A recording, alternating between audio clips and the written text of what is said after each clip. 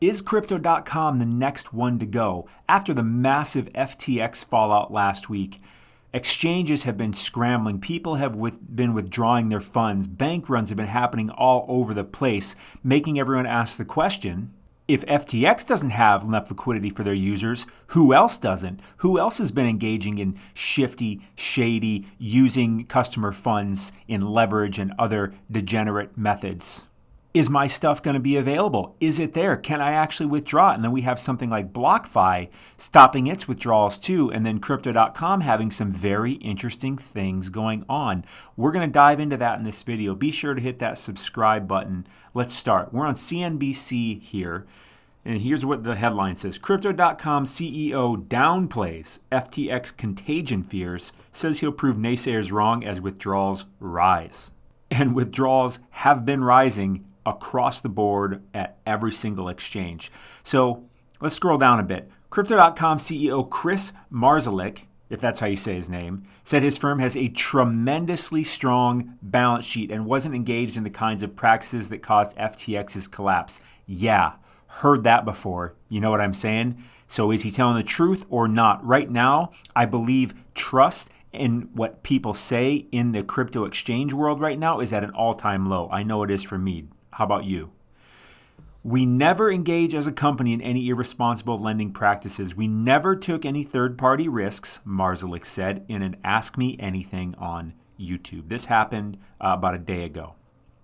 It comes after the revelation Sunday that Crypto.com mistakenly sent $400 million worth of Ethereum to Gate.io, another crypto exchange, in October. Now, this was last month, but nonetheless, it has us scratching our head like, what happened there? Because one of two things. Something fishy is going on, or incompetence. Neither of those make me feel good. How about you? Here's our boy right there, Chris Marszalek. So in the AMA, he said his company has a tremendously strong balance sheet. Again, words are just words. We've heard that before. Our platform is performing business as usual. Marszalek said in the AMA, people are depositing, people are withdrawing, people are trading. There's pretty much normal activity, just at a heightened level. Duh. Yeah, we know there's stuff going on. I will say this about Crypto.com right now. You're going to want to see the rest of this article, by the way. Stick around. Be sure to hit the subscribe button and the like button if you haven't. But I will say this. I do have Crypto.com on my phone, and I don't have anything on there, but I did test withdrawals, and it does look like you can still withdraw. So I will say they have that going for them, because right now, FTX, we are, almost a week removed from it. If they haven't fallen at this point, things day by day do look more optimistic, in my opinion. He continues, we never engage as a company in any irresponsible lending practice. Again, just words. Doesn't really mean anything to me. We never took any third-party risks. Again, just words. Heard that before. Literally heard that every single time this year that something went wrong. So I can't put any weight in that. That's my opinion. We do not run a hedge fund. We do not trade customer assets. We always had 1-to-1 reserves, he added. Again, I've heard that before. Show me something, Chris. Show me something. Show me something that makes me feel better about what's really going on here. Your words, I cannot explain to you how much your words, you even saying these things, actually makes me more uncomfortable. Do you know what I mean? You guys get what I'm saying here? Maybe you agree with me. So his comments come after the revelation that Crypto.com mistakenly sent $400 million worth of Ether to Gate.io, which is another crypto exchange if you've never used it. What is that all about? That needs some very massive explanation. Because like I said, that either leads to something fishy going on or incompetence. Either way, need an explanation. That is kind of terrifying. In this particular case, the whitelisted address belonged to one of our corporate accounts in a third-party exchange, which would be Gate.io, instead of our cold wallet. We have since strengthened our process and systems to better manage these internal transfers. Listen, Chris. Listen close. Everybody else listen too. Chris, if you're listening, which I know you are you kidding me? $400 million worth of Ether. And you know what? That $400 million worth of Ether, was it your Ether, Chris? Was it yours? Or was it your customers' Ether? Chris, leave a comment. Let me know. I doubt it was your 400 million of Ether. It was your customers, and someone sent that much to the wrong freaking address. Are you kidding me? And they had to go to Gate.io and have Gate.io send it back to them. Gate.io could have just said nope. Or, God forbid, it went to just some random wallet address with, just a wrong address that wasn't theirs. I mean, are you kidding me? $400 million worth of Ether, which, again, I cannot state enough, is it that at least a portion of that, probably a large portion, in my opinion, was customer assets. Wow. Okay, not feeling better. Let's move on. We will just continue with our business as usual, and we will prove all the naysayers, okay? And there's many of these right now on Twitter in the last couple of days. We'll prove them all wrong with our actions, Marzalik said. Again, I didn't highlight this, but without it being said, the traders speculating Crypto.com may be facing liquidity issues of its own and dipping into customer funds after the FTX collapse, which is exactly why you're watching this video, exactly why I am talking about what I'm talking about, diving into this Crypto.com thing going on. Let's move on. To its credit, and I will say that, it's true. Like I said before, Crypto.com does continue to have the funds to meet withdrawals. It seems to me the largest volume of requests for withdrawals has already happened up to this point. So that they are still running withdrawals is a positive sign, but by no way do I consider them out of the woods. Crypto.com, it seems to have committed to providing a breakdown of the reserves that cut back customer assets, and many exchanges are doing this. All of them are doing this, but they will need about 30 days, they say, to publish an actual audited proof of reserves. That kind of concerns me. You know, okay, I get it. You got an auditing company, and you got to have an auditing firm come in, and they don't operate on crypto speed. I get it. It's a third party. But, you know, don't you have something?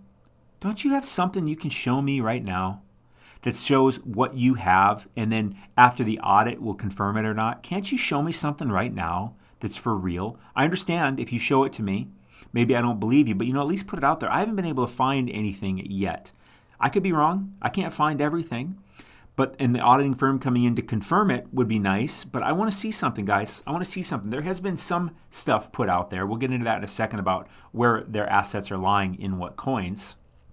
So again, the objective of the audit is to verify independently that every single coin on the platform is matched by our reserves. And this is what's really interesting. Check this out. Hit the subscribe button if you haven't. You're going to want to hear this. Crypto.com held 20% of its assets in Shiba Inu. Asked about this Monday, Marzalik said this was just a reflection of the assets Crypto.com customers were buying. I actually do believe that. I can actually believe that because I think most of the people that use Crypto.com, they are newer. I'm talking within the last year or two, newer to crypto. And working with something like Crypto.com makes sense, right? If I'm new to this, I'm like, Crypto.com, okay, that seems like maybe a very reputable name. Let me test it out. And of course, Shiba Inu was almost exclusively bought by crypto newcomers. And they're still holding on, and they still believe in all this stuff, which I don't, because what the hell does it really do? But nonetheless, okay, that just goes to show me even more people than I thought still hold Shiba Inu. I actually believe that. We store whatever our customers buy, and it so happens that last year Doge and SHIB were two extremely hot meme coins. As long as our users are holding it, we will be holding it. We have no control over what you guys buy, and that is interesting. Because if they were to hold something, being not crypto newcomers, Crypto.com, if they were to hold what they wanted to hold for their own possession, Shiba Inu would not be on that list. It would be Bitcoin and ETH, and that would be making up the large portions that you see here instead of Shiba. So I do actually see that as a positive after I've thought about it. He also added that Crypto.com has never used its Crow token as collateral for any loans in its history, which is exactly what FTX did with its token FTT. It used it as collateral for loans. It also commingled with Alameda, and Alameda used it for loans on FTX and other places. Crow was never offered as collateral for loans for Crypto.com. Okay, I can believe that. Feeling a little bit more confident, a little bit. Crypto.com had transferred, check this out, Crypto.com had transferred $1 billion to FTX over a year, But this was aimed at hedging customer orders. Hedging customer orders. What exactly does that mean? We'll get into it. Crypto.com only had exposure of under 10 million when FTX shut down. So they did take a bit of a loss so far when FTX shut down last week. $10 million, not $1 billion. I can stomach that. So can they. So can all of us. Check this out. This is important to understand. The way the brokerage part of our business works is that every time a customer places an order to buy or sell, we have multiple venues like FTX, Coinbase, Binance, etc., where we could hedge this order, and we pick the most cost-efficient one with the best liquidity. Low cost, we can pass on these savings to our customers. That is true. That's how most exchanges work, actually. So that does make some sense. So when he talks about transferred $1 billion to FTX over the year, he doesn't mean transferred $1 million today, $1 million tomorrow, $1 million the next day, and just leave it there. They transfer it there and take it back. So at the time they had $10 million in, that's believable. Check this out. So he says, this means that we are not taking any market risks. We are always market neutral. But it also means there must be fund flows between our venue and other venues in the industry, and FTX was certainly one of them. That makes sense. But that leads us to another thing. Who else was using FTX? Many exchanges. And maybe some used them and trusted them more than they should have. So that's what we're really waiting for this week. Crypto.com to me is still not out of the woods. But check this out. This is an interesting stat you need to know. Crypto.com has 70 million users globally and made revenues of $1 billion annually in both 2021 and 2022. $1 billion annually revenue, not profit, revenue. So gross revenue, not net revenue, in 2021 and 2022. So they made about, $2 billion, probably over $2 billion in revenue. The company made headlines in 21 for some mega marketing, including rebranding of the Staples Center to Crypto.com Arena, which is a very prolific, if you're going to name a stadium, that's one thing, but Staples Center in Los Angeles where the Lakers play, that's a pretty good one. And a commercial featuring celebrity actor Matt Damon, fortune favors the bold. So what do I think of Crypto.com so far? What do I think? What do I think of old Crypto.com? Right now, I do find it as positive that they are still processing withdrawals about 6 days after the FTX fallout. That is very positive. I'm starting to think that maybe they didn't misuse their funds. The thing that really got to me was all the money they spent on marketing, including the arena, including the Matt Damon thing, because the only two that were really, the UFC, the only two that really were really doing that were FTX and Crypto.com. They were the ones spending crap loads of money. There's also an interesting stat to be known that literally, this is a very interesting stat. So this is one to think about going forward regardless. If a company puts its name on a stadium, literally 80% of those companies end up going bankrupt. Not tomorrow, not next week, but they end up going bankrupt within a not very long amount of time. I'm talking within a few years. So right now, Crypto.com looks okay. I still think there's exactly no reason to leave your frickin' crypto on an exchange. There's just no reason to do it. It leaves you open up. It leaves you vulnerable, puts you at very unnecessary risks. At least send the stuff to your own custody wallet like your MetaMask. If you're really smart, use a ledger. There's probably a link for that in the description of this video. Get a ledger. That's the safest way that I know of to store your crypto, because you have custody of it. It can't be hacked because your little physical ledger device is what holds your keys for your crypto, and nothing can happen in your wallet or to your crypto without you physically okaying it out here in the real world with your ledger. But at least get your stuff to a damn MetaMask wallet, in my opinion. Not financial advice. But that's what I got so far. We are still very much on high alert, wondering what's the next domino to fall, because if there's not another domino that falls, I will be very surprised.